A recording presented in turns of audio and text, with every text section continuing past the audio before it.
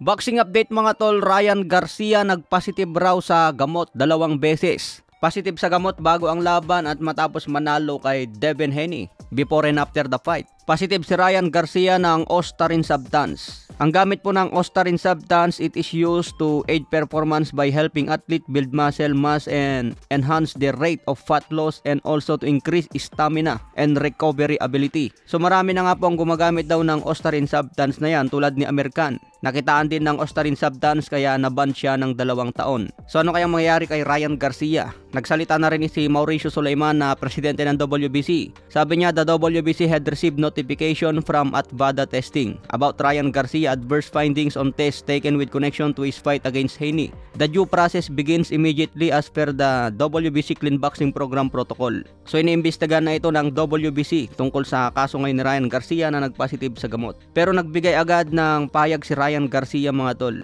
Sabi ni Ryan sa kanyang post, I'm seen with Trump and now I'm positive for steroid. This is a straight attack, crazy. So matapos daw makita si Ryan Garcia na nakipag-collab kay Donald Trump, biglang lumabas daw ngayon na positive na siya sa gamot. Donald Trump 2024! Sabi pa ni Ryan Garcia, hindi na siya makipag-rematch kay Devin Haney.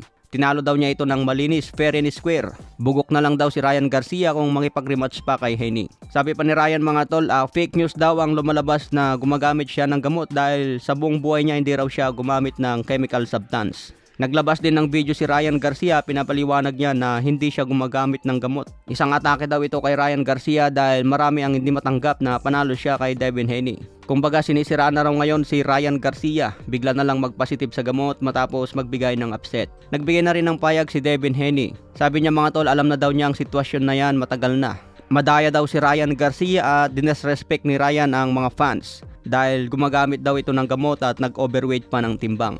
Dapat daw ang boxing ginagawa ito ng malinis at walang halong pandaraya. So pinagbibintangan na ngayon ni Devin Haney si Ryan Garcia na mandaraya. Madaya daw kasi si Ryan Garcia kaya panalo sa laban. Hindi raw pwedeng biruin ang boxing dahil marami nang namamatay dito, lalo na kung gumagamit ka pa ng gamot. Pakinggan po natin ang payag ni Ryan Garcia sa kanyang post. Came on here to address this bull fucking shit claim that I cheated. Lies. Yeah. Everybody knows that I don't cheat. What can I say? You know, why didn't they come out with this before, you know, the fight? If they found it before, why would they let me step into the ring as a cheater and then come out with the victory and then they post this, you know?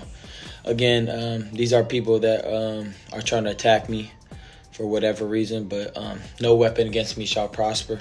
Ayan mga tol, paliwanag ni Ryan Garcia dyan bakit daw pinayagan pa siya lumaban kung nagpositive na siya bago pa lumaban kay Haney. Dumaan daw naman siya sa testing bago pa ang laban. Pero bakit daw ngayon biglang lumalabas na positive na siya sa gamot? Unang test pa lang ang resulta kay Ryan Garcia mga tol. So may oras pa si Ryan Garcia na magbigay ng pangalawang sampol. Kung sakaling magpositive ulit si Ryan Garcia sa gamot baka mahatulan na ito. Iimbestigahan na nga ito ng WBC. Sigurado maraming dismayadong fans kung mapatunayan na gumamit talaga ng gamot si Ryan. So abangan po natin ang resulta sa investigasyon kay Ryan Garcia. Matatandaan mga tol, si pambansang kamao Manny Pacquiao ganyan din noon Binabato sa kanya na gumagamit siya ng gamot pero hindi nila napatunayan.